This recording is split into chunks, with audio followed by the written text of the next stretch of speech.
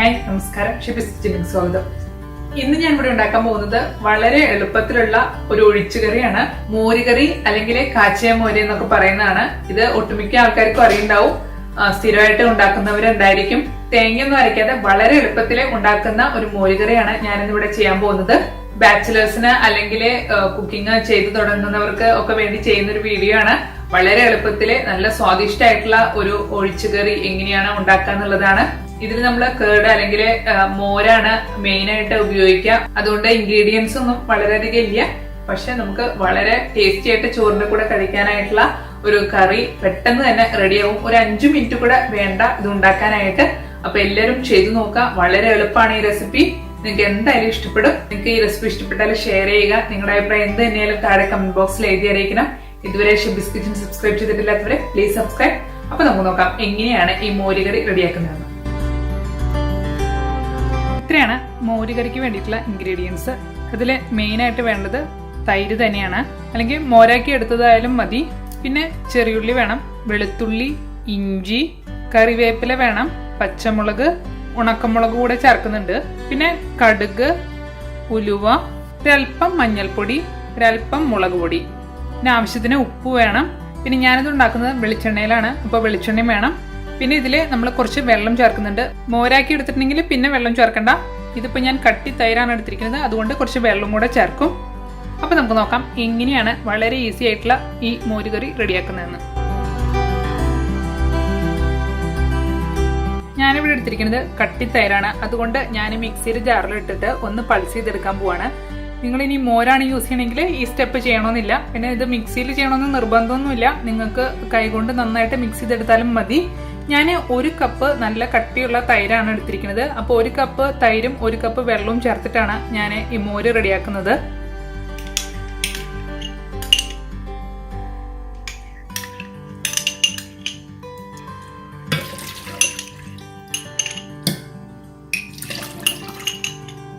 ഇപ്പൊ ഞാനിതിൽ 1 കപ്പ് നല്ല കട്ടിയുള്ള തൈരും 1 കപ്പ് വെള്ളവും ഒഴിച്ചിട്ടുണ്ട്. ഇതിലേക്ക് ആവശ്യത്തിനുള്ള ഉപ്പ് കൂടെ ചേർക്കാം. ഇനി ഇത് 1-2 തവണ പൾസ് ചെയ്തെടുക്കുക. അപ്പൊ തന്നെ നന്നായിട്ട് മിക്സ് ആയിട്ട് വരും. ഇപ്പൊ ഇതാ അത്യാവശ്യം കട്ടിയുള്ള മോര് റെഡി ആയിട്ടുണ്ട്. ഇത് മാറ്റി വെക്കാം. ഇനി നമുക്ക് അടുത്ത സ്റ്റെപ്പ് ചെയ്യാം. ഞാനിപ്പോ ഒരു പാൻ സ്റ്റൗവിൽ വെച്ചിട്ടുണ്ട്. നിങ്ങൾക്ക് വേണമെങ്കിൽ മൺചട്ടിയിലും ഇത് ഉണ്ടാക്കാം. മോരുകറിയൊക്കെ മൺചട്ടിയിൽ ഉണ്ടാക്കുമ്പോൾ വേറൊരു സ്വാദാണ്. ഇപ്പൊ പാന് ചൂടായിട്ടുണ്ട്. ഞാൻ ഇതിലേക്ക് വെളിച്ചെണ്ണ ഒഴിക്കാണ്. നിങ്ങൾക്ക് എന്ത് എണ്ണയിലും ഇത് ഉണ്ടാക്കാം. ഇപ്പൊ എണ്ണ ചൂടായിട്ടുണ്ട്. ഞാൻ ഇതിലേക്ക് കടുക് ഇടാൻ പോവാണ്. ഞാൻ ഒരു 1 ടീസ്പൂൺ കടുക് ഇട്ടിട്ടുണ്ട്. ഇത് പൊട്ടുന്നത് വരെ വെയിറ്റ് ചെയ്യാം. ഇപ്പൊ കടുക് പൊട്ടിത്തീർന്നിട്ടുണ്ട്. ഇതിലേക്ക് ഒരു 1/4 ടീസ്പൂൺ ഉലുവ ഇടുന്നുണ്ട്. 2 ഉണക്കമുളക് ഞാൻ പൊട്ടിച്ചിട്ട് ഇതിനകത്തോട്ട് ഇടുന്നുണ്ട്.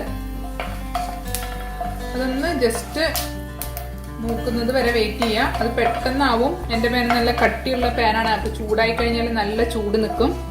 ഇനി ഇതിലേക്ക് 2 ചുമന്നുള്ളി ചെറുതാക്കിയിട്ട് മുറിച്ചത് ഇടുന്നുണ്ട്.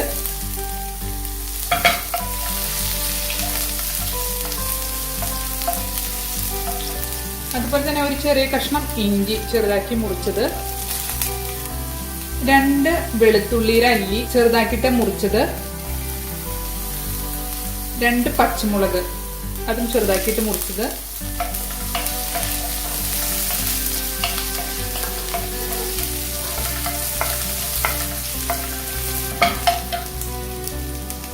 ഒരു തണ്ട് കറിവേപ്പില. തീരെ ചെറുതാക്കിയിട്ടാണ് മുറിച്ചിരിക്കുന്നത്. അപ്പൊ ഇത് പെട്ടെന്ന് തന്നെ വഴണ്ട് വരും, കരിഞ്ഞു പോകരുത്. നല്ല ഗോൾഡൻ കളർ ആകുമ്പോൾ തന്നെ നമുക്ക് അടുത്ത ചേരുവകൾ ചേർക്കാം. തീ കുറച്ച് വെച്ചിട്ട് ഇത് വഴറ്റിയെടുക്കാം.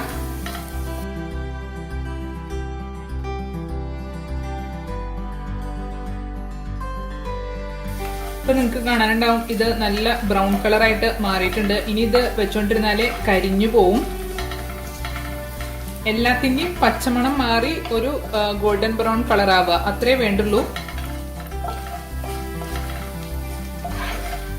ഇതിലേക്ക് ഒരു 1/4 ടീസ്പൂൺ മഞ്ഞൾപ്പൊടി, അതൊന്ന് ജസ്റ്റ് വഴറ്റിയെടുക്കാം.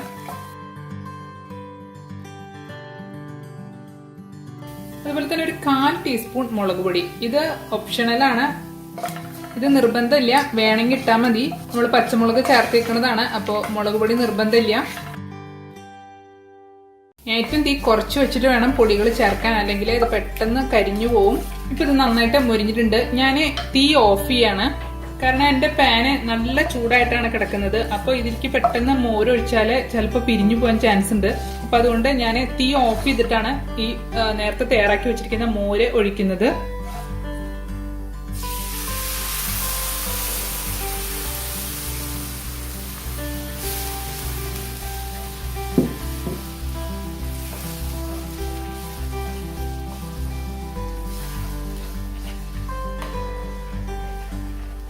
ഇതൊന്ന് മിക്സ് ആക്കി കൊടുത്തതിന് ശേഷം നമുക്ക് തീ ഒന്ന് ഓൺ ചെയ്യാം. ഇപ്പൊ ഇത് ഞാൻ മിക്സ് ആക്കിയിട്ടുണ്ട്. ഞാൻ തീ ഓൺ ചെയ്യാണ്. ഞാനിപ്പോ തീ ഓൺ ചെയ്തു. ഏറ്റവും ലോ ഫ്ലെയിമിൽ വെക്കാം, തീ കൂട്ടി വെക്കരുത്. നമുക്കിതൊന്ന് ജസ്റ്റ് സൈഡിൽ കൂടെ ഒന്ന് ആവി കയറിയാൽ മതി, അല്ലാതെ ഇത് തിളയ്ക്കൊന്നും ചെയ്യരുത്. മോരുകറി ഒരിക്കലും തിളപ്പിക്കരുത്. അപ്പോൾ ഈ പാനിന്റെ സൈഡിൽ കൂടെ ഇങ്ങനെ ആവി പൊന്തുന്ന ആ ഒരു സമയമാകുമ്പോൾ തീ ഓഫ് ചെയ്യാം. അതായത് മോര് ചൂടായി എന്നാണ് അതിന്റെ അർത്ഥം. അപ്പോൾ നമുക്ക് തീ ഓഫ് ചെയ്യാം. ഇത് ഇളക്കിയതിന് ശേഷം ഒന്ന് ടേസ്റ്റ് നോക്കാം. നിങ്ങൾക്ക് ഉപ്പ് കുറവാന്ന് തോന്നുകയാണെങ്കിൽ ഉപ്പിട്ട് കൊടുക്കാം. പിന്നെ ഇതൊരു ലൈറ്റ് മഞ്ഞ കളറാണ്, ഭയങ്കര മഞ്ഞ കളറല്ല. അങ്ങനെ നിങ്ങൾക്ക് മഞ്ഞ കളർ കൂടുതൽ വേണമെന്നുള്ളവർക്ക് കൂടുതൽ മഞ്ഞൾപ്പൊടി ഇടാം. നിങ്ങൾക്ക് കാണാനുണ്ടോന്ന് അറിയില്ല, ഇപ്പൊ പാത്രത്തിന്റെ സൈഡിൽ നിന്നൊക്കെ നല്ല ആവി വരാൻ തുടങ്ങി. ഞാൻ തീ ഓഫ് ചെയ്യാണ്. അതങ്ങനെ വെച്ചുകൊണ്ടിരുന്നാല് പിന്നെ ഇത് മൊത്തത്തിൽ തിളയ്ക്കും. അത് തിളയ്ക്കാൻ പാടില്ല മോരുകറി. അതുകൊണ്ടാണ് വീണ്ടും വീണ്ടും പറയുന്നത്. അങ്ങനെ പെട്ടെന്ന് തിളച്ചു പോവാതിരിക്കാൻ വേണ്ടിയിട്ടാണ് നമ്മൾ തീ ഓഫ് ചെയ്തിട്ട് മോര് ഒഴിച്ചത്, എന്നിട്ട് വീണ്ടും തീ ഓൺ ചെയ്തത്. ഇതിപ്പോ സ്ഥിരമായിട്ട് ഉണ്ടാക്കുന്നവർക്ക് അറിയായിരിക്കും അതിന്റെ ചൂടും കാര്യങ്ങളൊക്കെ. അപ്പൊ നിങ്ങൾക്ക് വേണമെങ്കിൽ തീ ഓഫ് ചെയ്യാതെയും ചെയ്യാം. ആദ്യമായിട്ട് ചെയ്യുന്നവർക്ക് ഈ പാന് ഭയങ്കര ചൂടോടെ ഇരിക്കുമ്പോൾ അതിലേക്ക് മോര് ഒഴിച്ചാൽ പെട്ടെന്ന് അതങ്ങ് തിളച്ചു പൊന്തും. അതുകൊണ്ടാണ് തീ ഓഫ് ചെയ്തിട്ട് ഒഴിക്കാൻ പറഞ്ഞത്. അപ്പൊ ഇതാ വളരെ ഈസി ആയിട്ടുള്ള മോരുകറി അല്ലെങ്കിൽ മോര് കാച്ചിയത് റെഡി ആയിട്ടുണ്ട്. എല്ലാവരും ചെയ്തു നോക്കണം. വളരെ ഈസിയാണ്, ഭയങ്കര ടേസ്റ്റുമാണ്. ഈ റെസിപ്പി നിങ്ങൾക്ക് എന്തായാലും ഇഷ്ടപ്പെടും. ഇഷ്ടപ്പെട്ടാലേ ഷെയർ ചെയ്യുക. നിങ്ങളുടെ അഭിപ്രായം എന്ത് തന്നെയാലും താഴെ കമന്റ് ബോക്സിൽ എഴുതിയിരിക്കണം. ഇതുവരെ Shebi's kitchen subscribe ചെയ്തിട്ടില്ലാത്തവരെ please subscribe. അടുത്ത റെസിപ്പി കാണുന്നവരെ ബൈ. Thanks for watching.